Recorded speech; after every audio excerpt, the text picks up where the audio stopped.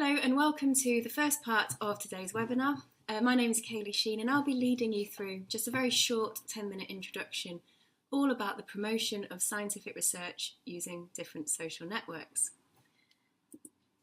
Before we begin though, I'd like you to just picture the scene that after weeks and weeks of drafting a manuscript for publication, going back and forth between your supervisors, your collaborators, but then also following peer review with the journal editor, you finally received that brilliant email that says, "Congratulations, your manuscript has been accepted for publication."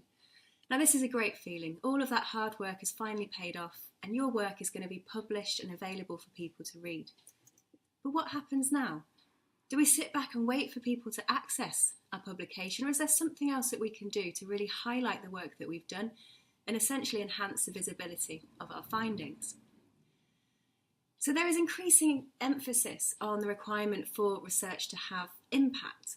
There are many different ways of defining impact and measuring it, but essentially speaking, we're thinking about how our research can move beyond simply people just understanding or knowing about what we've done to actually provoke a change, be that in terms of attitudes or behaviours, but also clinical practice and policy.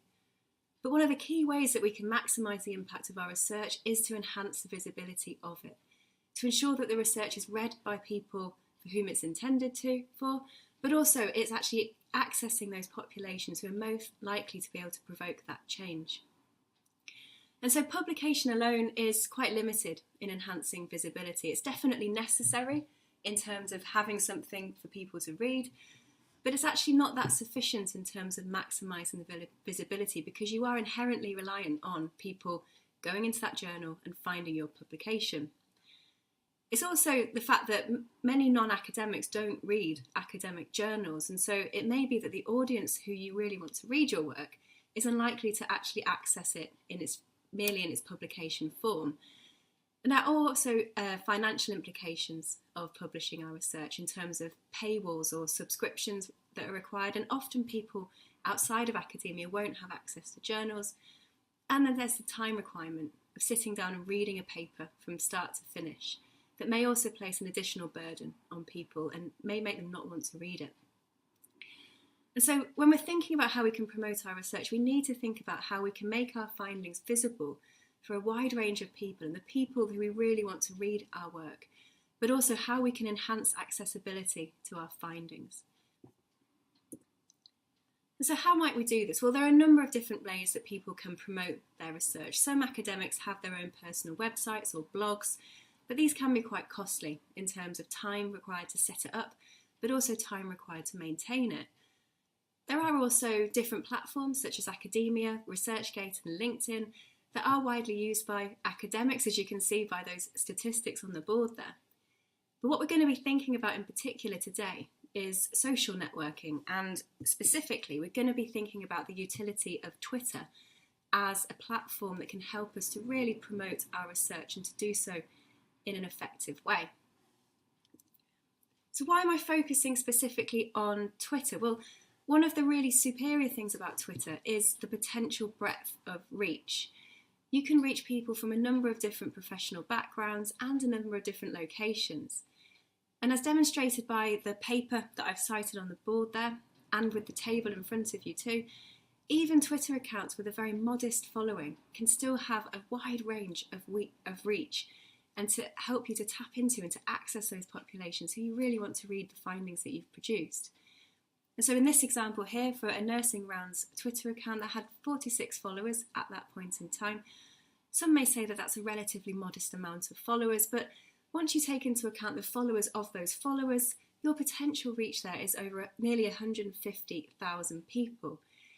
And as well, you can see the breakdown of different professional backgrounds there, that the different types of people that you're actually accessing with your Twitter account can introduce that diversity that can be really valuable. Another important feature of Twitter is the speed of dissemination, and this is largely due to the accessibility of it.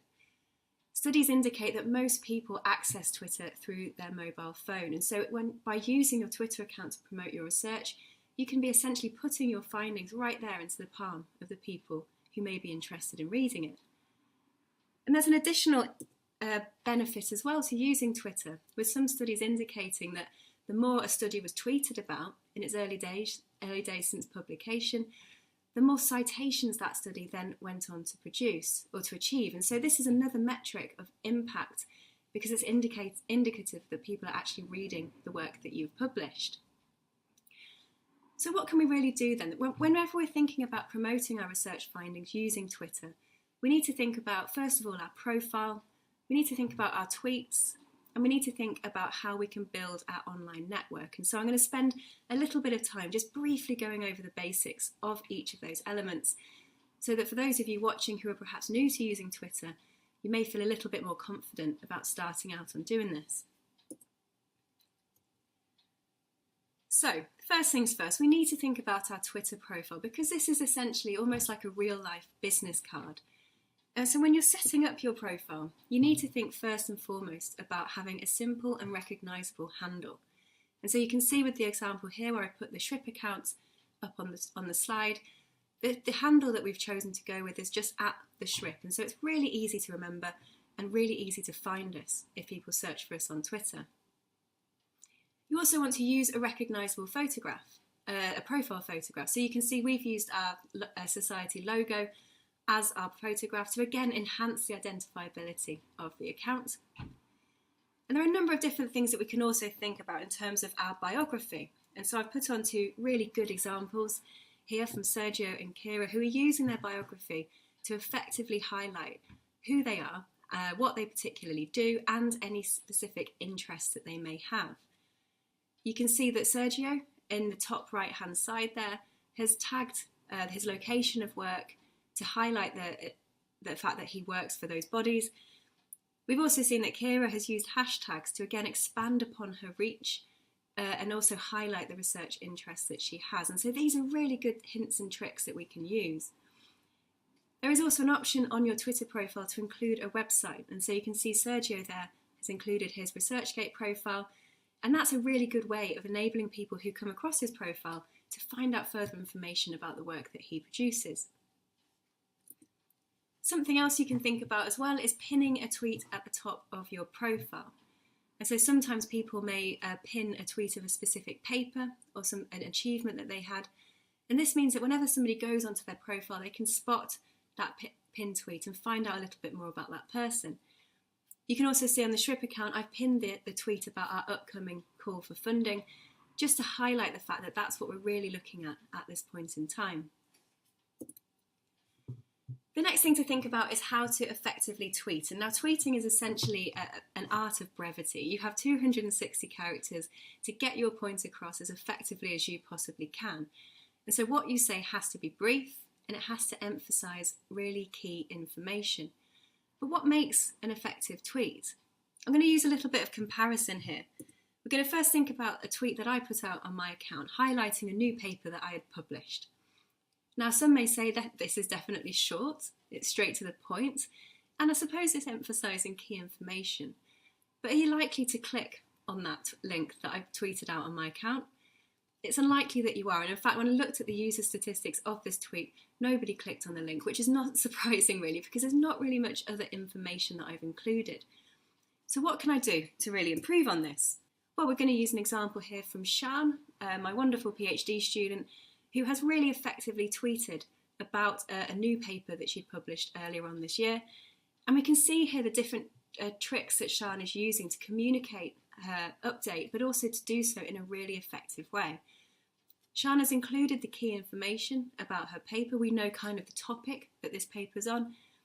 She's also tagged the journal that has published her paper and also tagged her collaborators. And this again expands the reach because you go directly onto the account of that other person. Shan has also included a link to her paper. So not only is she setting people up by telling them what her paper is about, she's giving them the means to go and find out more information. Now, if you're really struggling with the length of tweets, you can also use infographics and screenshots that can have a screenshot of text to expand upon what you want to say. And again, using hashtags in your tweets can widen your reach because when people search for a hashtag, they'll come up with your tweet, even if they're not following you. And so the final thing to think about is how you can build your online network. Well, hopefully it goes without saying, the key thing here is to follow those with similar interests. So follow other researchers, other academics who really inspire you or conduct research along a similar line to yours, and then look through their followers as well to identify other accounts that you may be interested in networking with. The other thing to think about is to tweet regularly about your interests, but to do so in a way that's not only just tweeting about any achievements you've had, but to also expand and to share the other relevant research and achievements of other academics too. You can also use questions to generate a discussion, as we can see with this example on the slide there. When I attended a keynote lecture at the SHRIP conference earlier on this year, one of the key questions from that I included in a tweet to expand the discussion beyond the realms of the conference itself and to see what other people on Twitter really thought about it. Conferences are in general a really good way of highlighting your interests, and often you'll see that conferences have a hashtag to follow. And so by using that hashtag, you can then link your tweets to all those that are taking place about that conference, and you highlight yourself as not only a researcher with these interests, but you can also identify other people with shared interests with yours too. And finally, you can also engage in online chats. And now I haven't provided too many specific examples here because I'm aware that our particular interests may vary. However, as an early career researcher, you may wish to look at hashtags such as academic chatter or PhD chat to enable you to connect with other early career researchers too. But the other thing to think about is that Twitter is quick. So make sure you time your tweets to align with the times that people are most likely to be using the platform. And generally speaking, something that I've often found in my practice is that often people are using Twitter before, during and after their commute. And so if you time your tweet to around early in the morning or perhaps even early evening, you often receive a lot more engagement because that's when people are sat scrolling on their phone. So this brings us to the end of our webinar today. Hopefully this has been a useful introduction to how you may promote your research using different social networks. And we've covered a couple of really important hints and tips around how you can set up your profile, how you can tweet effectively and engagingly, but also how you can begin to build your online network. But above all, I hope you enjoy the journey into using Twitter and that you use it to effectively promote the important research that you're working on.